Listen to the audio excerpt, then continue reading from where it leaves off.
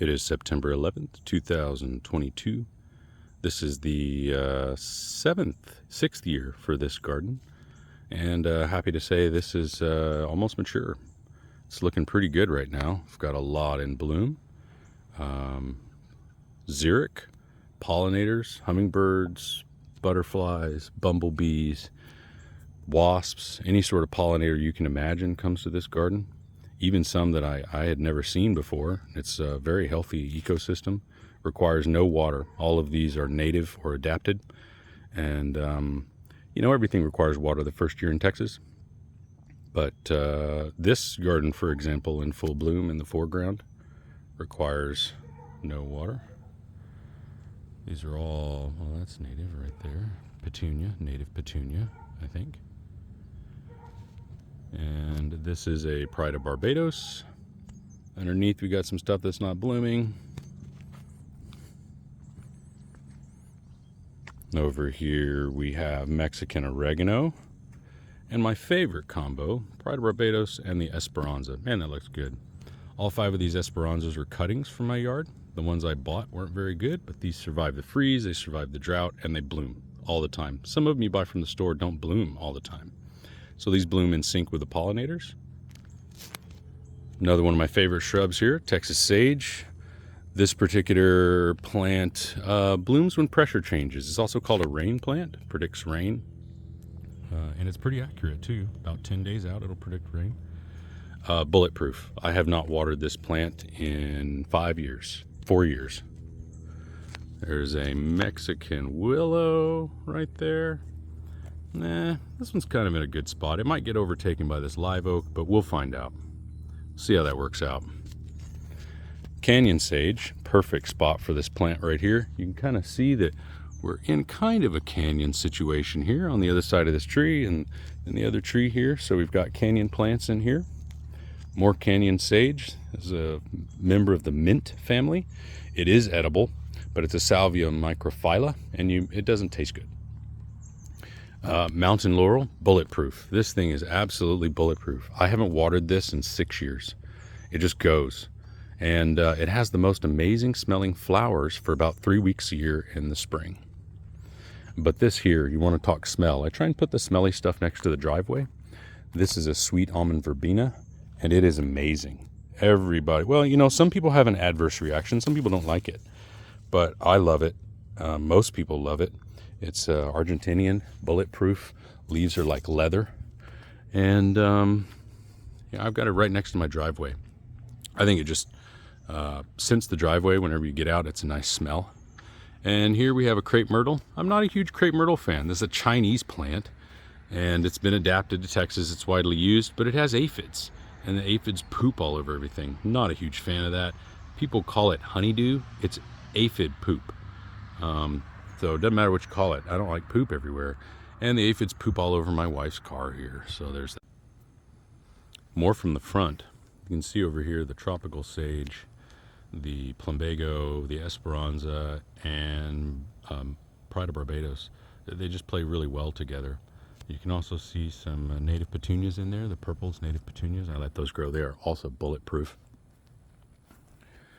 Over here, this is kind of the key garden feature here. This is the Salvia greggii. So I wanted to put something here that was long blooming, the longest blooming plant that I could. And this is what I discovered. This plant blooms from can until can't. I mean, it is on all the time. Very small blooms, but when it's all in bloom, I think it's going to look nice. I've got 15 of them here. I just planted a whole bunch in the front row. You can kind of see the new ones. And I mean, if I just hold it here for a second, you can see all the pollinators. I can see bumblebees, 3 or 4 different kinds of bumblebees, carpenter bees, wasps, all in this frame right now flying around. It's pretty cool. Over here we have a Yucca rostrata. This guy is large and in charge. One of the few plants that I actually bought a mature one. Typically I get a immature plant and just let it grow, but these grow like 4 inches a year. So I bought a mature plant here so that I wouldn't have to wait for it. Yeah. I love the way the plumbagos and the native petunias play together. Plumbago is a South African plant. It's been adapted here. Grows extremely well. and I have not watered this plant this year. It's September 10th. We just got out of a 2-month drought, and I haven't watered this. This is pretty impressive. You can maybe see these dead spires. These are standing cypress. A lot of standing cypress. They seem to grow really well in this one spot. I tried to put them somewhere, and they didn't like it, but they definitely grow where they want. So there you go, standing spires, standing cypress. That's just beautiful. I love the way that looks.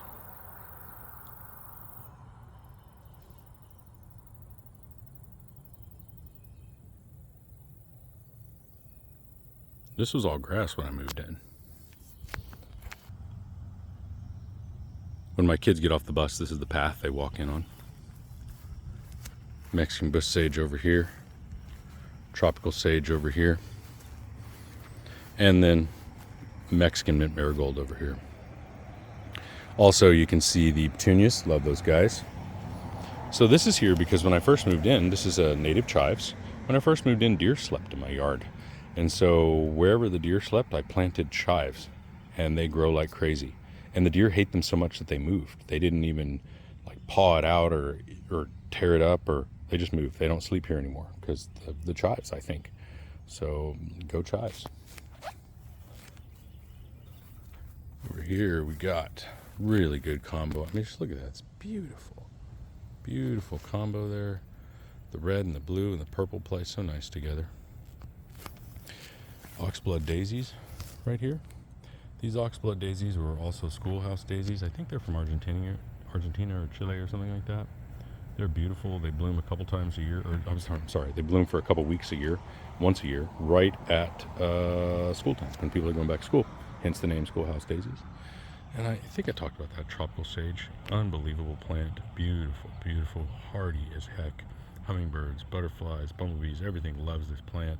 And it requires no maintenance, no care. Can be a little assertive. Let's call it assertive. These are all first and second year Mexican mint marigolds, which is the reason there's so much space here. They will fill in eventually, but it is what it is right now. Not really happy with the growth there, but we're coming out of a 2-month drought, so I would expect them to look more full like this, but these guys are really hurting, and I only watered them once during the drought, so pretty tough. Esperanzas, same thing here. I bought a bunch of Esperanzas, and they didn't bloom in cycle with the butterflies. This Esperanza was the one Esperanza that's made it for 7 years, through every drought, through every cold snap, without water. This Esperanza's made it. So I made cuttings of this one. I've got another one right there, one right here, and then those 5 over there. So they're all from the same Esperanza because it blooms in cycle and it's hardy. There you go. This is everybody's favorite, the Pride of Barbados. Gosh, this thing is awesome. Really looks cool. Very unique flowers, unique coloring. Let's try and get one here. Even that one's not really in full bloom, but whatever. Kind of see it. Just beautiful. The leaves and everything, it's just very striking. This is the backbone of my pollinator garden, Phleum-acanthus. For years I watched what the hummingbirds were going to, and I wanted to plant more of that. And my neighbors started complaining that they had no hummingbirds. I went out and just sat in my yard, and they were all coming here. They were all coming to the Phleum-acanthus. So I planted like 20 of them. I've got a whole bunch of them here. They're in the middle of the garden so that the hummingbirds have to pass other stuff to get to them, and they sure do come in. Hummingbirds are super territorial, and this is what they get territorial over. They want the Phleum-acanthus. It's crazy. If there's another hummingbird and he or she has the Phleum-acanthus, and there's another hummingbird, say over there, and they can see each other, this hummingbird doesn't even care. Sits on the Phleum-acanthus. What else here? Nothing else in bloom. Lots of plants, nothing else in bloom. One of my favorites, Jerusalem sage. It's in the back of the garden because it can look kind of ratty when it's not blooming, and it only blooms for about 6 weeks a year, but great plant regardless. Backside of the Pride of Barbados here. Some nice succulents down there. Even some growing in the soil native. That succulent made it through the freeze. All by itself, undoubtedly because of the stone, but still I've thrown some out here. They're surviving out there too. and in the pot. They look pretty nice. Over here, this is another one of my main pollinator plants. This is Greg's Mistflower. It's just coming out. This plant was hit harder than any other plant because of the freeze. I mean, it took how long? Like 6 months to get this big. It was 3 times this size before the freeze. So it really hit this plant hard in both places that it's in. But now that it's out, it's going to bring in all of the hummingbirds, or all the butterflies. This is an aster, and I'm not sure what it is about asters, but butterflies love them. And this is definitely an aster. Over here, compact Yaupon lining the sidewalk here, bamboo muley. And it's kind of a nice view coming in. We do have some screens growing up over there to kind of block that right there. Coming up. Over here, more succulents. This is a native poinsettia, Texas native poinsettia. Beautiful, beautiful plant. I mean, it doesn't have the same kind of red that people are used to. Kind of has an oaky looking leaf there, but interesting plant, very aggressive. This is way more than assertive. This thing is aggressive. Notice that it is planted with a concrete barrier on all sides, and it still jumps it. And I have to pull it up all the time. It's everywhere, which is the reason I keep it in here, but it is really nice to look at. Let's get over here. Succulent, sedum, succulents. These are mostly going to be for the farmers market with the girls, so that they can make some money on those and understand how business works. This is a fern garden. I'm tired of fighting this. I'm going to give up on the fern garden. I'm going to put something else up here, or maybe nothing. But I'm just tired of fighting with it. It constantly has to be irrigated, and it makes the patio sweat, and I just don't like it. So I'm going to have to get rid of the ferns. I'm going to take them to Houston, where I've got a fern garden there. See here, there's a red tip photinia. This was here when we moved in here, but now I put a mountain laurel in there, grew that from seed. That's 3 years old now. I mean, this plant is 3 years old. It's barely a foot tall. So it's a real investment for this. I'm really hoping it'll pick up some speed here. Same thing, there was a red tip photinia. I don't like this here. I should have planted this 5 years ago, but I didn't know what I wanted here. But I want a mountain laurel here. And, you know, this one here is also 3 years old. And look how big it is. I mean, it's 8 inches tall. So here's another succulent planter I have here, kind of at the corners. I don't like to put corners in the brick. So anytime there was a corner, I put a stone there. One of my favorite plants, dwarf palmetto, sabal minor. It is a Texas native. It's a spineless palm. It can grow a spine, but typically doesn't unless it's in a bog or something. And it just looks amazing. Very slow grower, but I just really like the way it looks and feels, and it's tough as nails, this thing. I do water this plant because I water this tree, and so this plant inevitably gets water, but one of the few that I water. This tree is a Mexican white oak or a Monterey oak. It's very healthy. It is. It's been here for 3 years. It just made it through its 3rd summer, and it's got lots of acorns. You can see it's pretty established.